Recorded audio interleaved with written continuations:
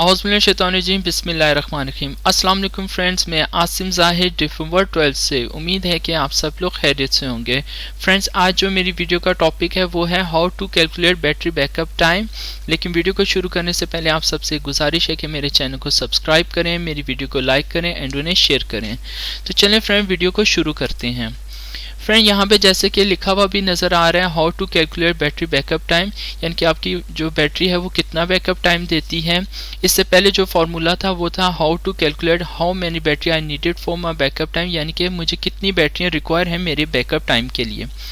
तो फ्रेंड्स, आपको तीन चीज़ें मालूम होनी चाहिए। सबसे पहले वॉट, वोल्ट और अम्पेयर। वॉट लाजमी नहीं है, जैसा कि मैंने पिछली वीडियो में भी बताया था। मेरे घर में जो सोलर इन्वर्टर लगा हुआ है वो आउटपुट में 4500 वॉट देता है। तो वॉट आप और चीज़ों के भी लिख सकते हैं, जैसे कि आपके घर की जो ज़रूरियात हैं, जैसे फ्रिज है, एसी है, फ़ैन है, हीटर है, इस्त्री है, मोटर है, इन सब पे वॉट लिखे हुए होते हैं। उन वॉट को आपने ऐड करना है, वो यहाँ पर लिखने हैं, और जो वोल्ट होंगे वो यूपीएस या इन्वर्टर के ऊपर जो लिखे होंगे वोल्ट, वो यहाँ पर लिखने होंगे। उसको जब हमने डिवाइड किया है, वॉट को वोल्ट के साथ डिवाइड किया है, तो हमारा अप्रॉक्स लोड जो आ गया वो 93.75 एम्पेयर आ गए हैं। तो जैसे कि यहाँ पर मैंने लिखा हुआ है। अब बैटरी के एम्पेयर हमने लिखने हैं, जो आपकी बैटरियाँ कितने एम्पेयर की हैं। अब यहाँ पे क्योंकि मेरे घर में जो सिस्टम लगा हुआ है वो 48 वोल्ट का है, तो दो तरह से बैटरी को अटैच किया जाता है। एक है पैरेलल बैटरी सिस्टम और दूसरा होता है सीरीज़ में।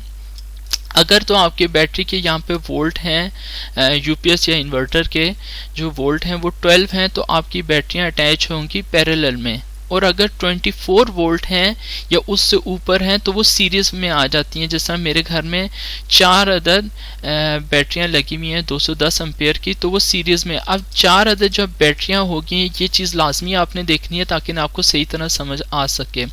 अब 4 बैटरियां हैं, तो यहाँ पे जो होगा वो सिस्टम कौन सा कहलाएगा, सीरीज़ में बैटरियां अटैच होगी हैं, तो उसको मैंने 4 को हमने क्या लिखना होगा 210, क्योंकि 4 हैं तो इनको जब मल्टीप्लाई करते हैं तो 12 को मल्टीप्लाई करते हैं 4 के साथ, तो वो 48 वोल्ट वाला सिस्टम है, तो उसको हमने 210 ही लिखना है। लेकिन अगर मेरी बैटरियां 4 से ज़्यादा होंगी, जिस तरह की 8 हो जाएंगी, तो 210 मल्टीप्लाई बाय 2 करना होगा। इसी तरह 12 हो जाएंगी तो 210 मल्टीप्लाई बाय 3 करना होगा।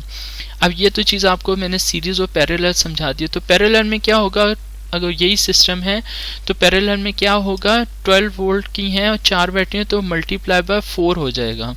तो फ्रेंड, ये चीज़ आपको यहाँ पे समझ आ गई। अब उसके बाद हमने बैटरी की एफिशिएंसी निकालनी है। यहाँ पे जो लोड है वो मैंने इसलिए लिखा है क्योंकि इसमें मुझे एफिशिएंसी की ज़रूरत नहीं है, क्योंकि चीज़ें होती हैं, हर चीज़ की एफिशिएंसी अपनी होती है।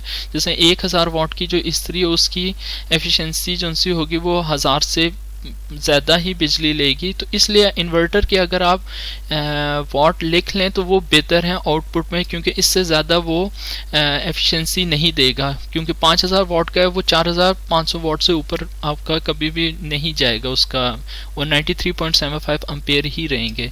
तो ये मैंने इसलिए ये चीज़ की, और ये चीज़ एक्यूरेट होगी। अब बैटरी की एफिशिएंसी पर बात करते हैं। तो फ्रेंड, पिछले फार्मूले में मैंने आपको बताया था ताकि ना आपकी बैटरी के लाइफ साइकिल बढ़े तो आप उसे मिनिमम रखना है, और आपका जो बजट हो गया तो उसके हिसाब से आपने 40% में रखना है, उससे आपकी बैटरियों की लाइफ बढ़ती है। लेकिन इसमें हमने चेक करना है बैटरी की एफिशिएंसी, तो वो हमें इसमें कैसे पता चलेगा कि आपने किस डीलर से बैटरी ली है, यानी कि आपकी बैटरियाँ कहीं ये तो नहीं जो उनसे पुरानी बैटरियां होती हैं उनके सेल को दोबारा रीयूज़ करके वो बैटरी बनाई गई है। तो अगर वो इस तरह होती है तो वो करंट कम देती है, उनके लाइफ साइकिल कम होते हैं, तो उनकी एफिशिएंसी कम होती है। तो उससे हमें किस तरह पता चलेगा कि बैटरी हमने कहाँ से लेनी है। तो फ्रेंड, हमेशा ऑथेंटिक डीलर से लेनी चाहिए, यानी कि लाजमी नहीं है कि छोटा दुकानदार भी फ्रॉड करे, वो भी 2 नंबर चीज़ें रखें, लेकिन बड़े भी इस तरह के होते हैं। लेकिन अगर आप ऑथेंटिक डीलर से लेंगे तो वो बैटरी जेन्युइन होगी। और अच्छी बैटरियाँ कौन सी होती हैं, तमाम तर बड़ी कंपनियाँ, जैसे मेरे घर में AGS की लगी हुई हैं, वोल्टा है, एक्साइड है, इसके अलावा दीगर और भी हैं, ओसाका है। जैसा मेरे घर में पहले ओसाका की بیٹریاں تھیں. تو یہ سب اچھی کمپنیاں ہیں, بڑی کمپنیاں ہیں, لیکن اگر وہ لوکلی بنی ہوگی تو اس کی ایفیشنسی کم ہوگی. پھر اس کے بعد ان میں پانی کا جو مکسنگ ہوتی ہے, یعنی کہ ایک معیاری تیزاب ڈلا ہوا ہے, اس کی ڈینسٹی ٹھیک ہونی چاہیے. اگر زیادہ ہو گیا تیز تیزاب تو بھی بیٹری ایوریج کم دے گی, یعنی کہ اگر ہم چیک کر رہے ہیں تب بھی وہ اس کی ایوریج ڈاؤن ہو جائے گی, اور اگر تیزاب کم ہوگا تب بھی وہ ایفیشنسی کم دے گی. تو جتنی اس کی ڈینسٹی ہوتی ہے تیزاب کی وہ اتنی ہی ہونی چاہیے. اس کے حوالے سے بھی میں نے ایک بیٹریوں کی سروس کے حوالے سے میں نے ایک ویڈیو اپلوڈ کی ہوئی ہے, میں اس میں لنک میں بھی ڈال دوں گا. تو جب 0.6 کو ملٹیپلائی 210 کیا ہے تو بیٹری کی ایفیشنسی کتنی ہے 126 امپیئر. اس کو جو واٹ اور وولٹ کو ہم نے کیا 93.75 سے ڈیوائڈ کرنا ہے, یعنی کہ 126 ڈیوائڈ بائی 93.75 امپیئر, تو ہمارے پاس گھنٹے آ گئے, یعنی کہ 1 گھنٹہ 16-17 منٹ کا ہمارے پاس بیک اپ ٹائم آ گیا. اب یہاں پہ فرینڈ میں آپ کو ایک چیز بتاتا ہوں. کسی فرینڈ نے میرے شارٹ ویڈیو میں کمنٹ بھی کیا تھا کہ آپ یہ اس اے جی ایس جو ان سے فراڈ ہے. تو فرینڈ اس طرح نہیں ہوتا ہے. جو میرے گھر میں بیٹریاں لگی ہوئی ہیں وہ اے جی ایس کی ڈیپ سائیکل ٹیوبلر بیٹری لگی ہوئی ہے. تو جو ڈیپ سائیکل ٹیوبلر بیٹری ہوتی ہے اس کا یہ کام ہوتا ہے کہ ڈیپ سائیکل کا مطلب ہوتا ہے کہ یہ زیادہ دیر تک ڈسچارجنگ کرتی ہیں, اور ان کا جو فائدہ ہوتا ہے یہ فوراً سے چارج ہو جاتی ہیں. یعنی کہ سولر کے لیے ریکمینڈ بھی کیا جاتا ہے کہ فاسٹ چارجنگ والی بیٹری, جو عام لیڈ ایسڈ بیٹری ہوتی ہے وہ تیزی سے چارج نہیں ہوتی, لیکن جو ڈیپ سائیکل ٹیوبلر بیٹری ہوتی ہے یہ جلدی چارج ہو جاتی ہیں, اور ان کا ڈسچارجنگ کا اس طرح سے ہوتا ہے, ان پہ زیادہ لوڈ نہیں ڈالا جاتا.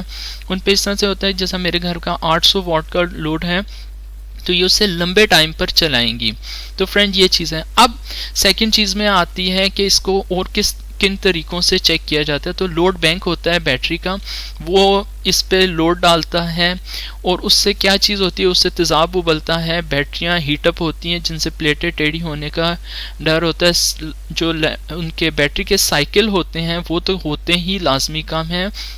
سیکنڈ نمبر پہ ڈیمیج ہونے کا ڈر ہوتا ہے, اور اس سے بیٹری کی لائف کم ہوتی ہے. تو کیا ضرورت ہے کہ ہم اسے لوڈ بینک پہ بیٹری کو ٹیسٹ کریں, اور اس سے نقصان ہی ہے. یعنی کہ وہ آپ کو ایکوریٹ بتا تو دیتا ہے کہ آپ کی بیٹری ایوریج کیسی دے رہی ہے, لیکن اس کے بعد اس کے پلیٹوں میں ان کی لائف کم ہو جاتی ہے. تو اس سے بہتر یہی ہے کہ ان فارمولے کی مدد سے آپ اپنی بیٹری کی ایفیشنسی چیک کر سکتے ہیں. تو فرینڈ یہ فارمولہ اتنا ہی تھا. کیسی لگی آپ کو میری ویڈیو؟ لائک اینڈ کمنٹ لازمی کرے گا. دعاؤں میں مجھے یاد رکھیے گا. اپنا خیال رکھیے گا. اللہ حافظ.